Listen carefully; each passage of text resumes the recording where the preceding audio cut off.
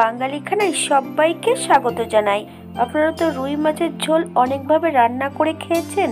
একবার আমার মতন করে সহজ পদ্ধতিতে আপনিও বানিয়ে নিন। ছোট ছোট টিপস সহ আপনিও খুব সহজে শিখে নিতে পারবেন। তবে আমি আজকে এখানে পেঁয়াজ রসুন ছাড়া কিভাবে ফুলকপি আলু দিয়ে রুই মাছের ঝোল করলাম, চলুন সেটা একবার দেখে নেওয়া যাক। আলু ফুলকপি দিয়ে রুই মাছের পাতলা ঝোল। 6 পিস মাছ একটু নুন দিয়ে বেশ ভালো করে ধুয়ে রেখে এই পর্যায়ে 1 চামচ নুন আর 1 চামচ হলুদ গুঁড়ো মাছ ও আলুর গায়ে বেশ ভালো করে লাগিয়ে নিতে হবে। ফুলকপিগুলো একটু ভাপিয়ে নিতে হবে গরম জলে। এই পর্যায়ে একটা কড়াইতে বেশ কিছুটা সরষের তেল অ্যাড করেছি, 1/2 চামচ নুন। বেশ কড়ার মধ্যে ভালো করে নুনটা ছড়িয়ে দিতে হবে। তেল অ্যাড করার পর কড়াইতে যদি একটু নুন অ্যাড করা হয়, মাছগুলো একটুও কড়ার নিচটাতে লেগে যাবে না। মাছ ভাজছি হাই ফ্লেমে। এই পর্যায়ে সম্পূর্ণ মাছগুলো অ্যাড করতে হবে।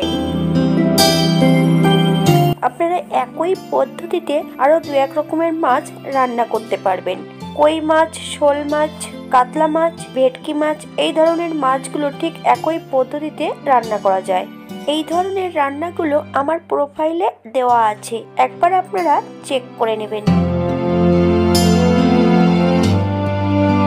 8 থেকে 10 মিনিটের মতন বেশ ভালো করে উল্টিয়ে পাল্টিয়ে সম্পূর্ণ মাছগুলো ভেজে নেব।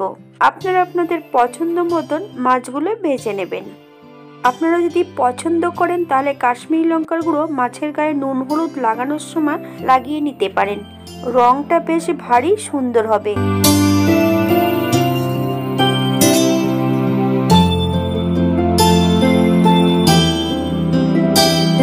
এই পর্যায়ে আমি সম্পূর্ণ মাছগুলো তেল থেকে তুলে নেব। মাছগুলোকে একটু কড়া করে ভেজে নিয়েছি।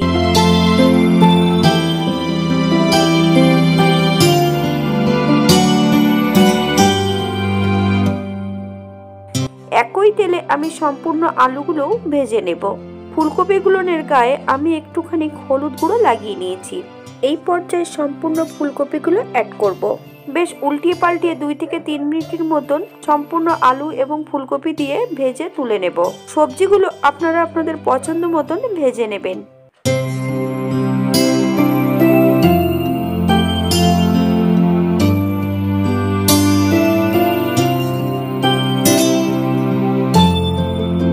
এই পর্যায়ে আমি সম্পূর্ণ সবজিগুলো তেল থেকে তুলে নেব। একই তেলে রান্না করব। ফোড়নে রেখেছি 1 চামচ জিরে। ফোড়ন থেকে সুগন্ধ বেরোলে একটা মিডিয়াম সাইজের টমেটো টুকরে কেটে অ্যাড করেছি, বেশ কিছুটা কাঁচা লঙ্কা। আপনারা যদি লঙ্কা পছন্দ করেন তাহলে পরিমাণে বাড়িয়ে দিতে পারেন। জিরে ধনে বাটা 1 চামচ, 1/2 চামচ আদা গ্রেট করে অ্যাড করেছি, 1/2 চামচ হলুদ গুঁড়ো, 1/2 চামচ নুন। আপনারা স্বাদ অনুসারে নুনটা অ্যাড করবেন। সামান্য একটু লঙ্কা বাটা। বেশ মশলাটা 3 থেকে 4 মিনিটের মতন ভালো করে ভেজে নিতে হবে। আমি মশলাটা ভেজে নেব মিডিয়াম আঁচে।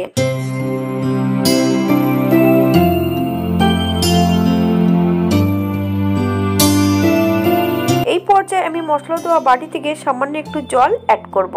হাই ফ্লেমে 3 থেকে 4 মিনিটের মতন বেশ মশলাটা ভালো করে কষিয়ে নিতে হবে, অথবা মশলা থেকে যতক্ষণ তেল না ছাড়বে ততক্ষণ মশলাটা বেশ সুন্দর করে কষিয়ে নিতে হবে।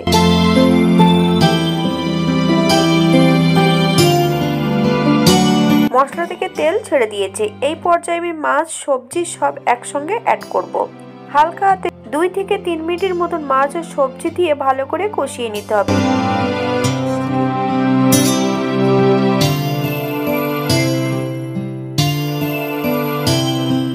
এই পর্যায়ে আমি ফুটান্ত 2 কাপ জল অ্যাড করেছি। আপনাদের প্রয়োজন মতন জল অ্যাড করবেন। হালকা হাতে একটু নেড়ে চেড়ে নিয়ে 5 থেকে 7 মিনিটের জন্য ঢাকা দিয়ে দেব।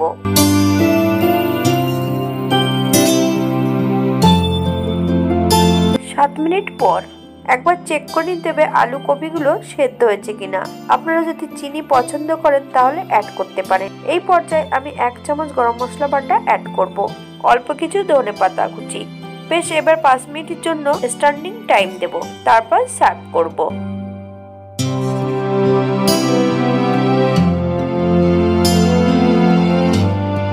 এটা দেখতে যেমন ভারী সুন্দর হয়েছে, এটা গরম ভাতে খেতে অসম্ভব ভালো। আপনারা বাড়িতে একবার একই পদ্ধতিতে বানিয়ে নেবেন। আপনারা যদি পেঁয়াজ রসুন পছন্দ করেন তাহলে মশলা কষানোর সময় পেঁয়াজ রসুনটা অ্যাড করতে পারেন। সবাই সুস্থ থাকবেন, ভালো থাকবেন। অন্যদিন একটা নতুন রেসিপি নিয়ে আপনাদের সামনে আবার আমি হাজির হব। ভিডিওটি দেখার জন্য ধন্যবাদ। ভিডিওটি ভালো লাগলে একটা লাইক দিয়ে পাশে থাকবেন।